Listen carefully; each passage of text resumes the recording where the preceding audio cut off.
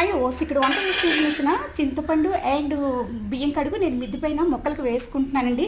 నేను no urea, no fertilizer, no pesticides అండి.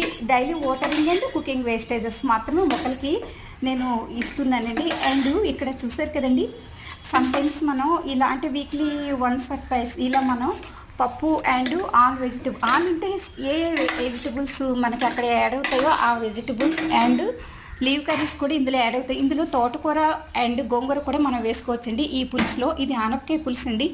And ఆనపకాయ, బెండకాయ, ఇంకా ములక్కాయలు, వంకాయలు అన్నీ వేసుకోవచ్చండి. నా దగ్గర లిమిటెడ్గా ఏమున్నాయో వాటితో నేను ఈ కర్రీ చేస్తున్నానండి. అండ్ అటెసర్ రైస్ మనం పెట్టేటప్పుడు లేదా ఎసరన్నం వండుకున్నప్పుడు కూడా మనం కుక్కర్ కాకుండా ఈ రెండు చేసేటప్పుడు మనకి ఇలా లిక్విడ్ అంటే ఈ గంజి మనం తీసుకుని అంటే ప్రతిరోజు తీసుకున్నా కూడా ఏమీ అవ్వదండి మనకి.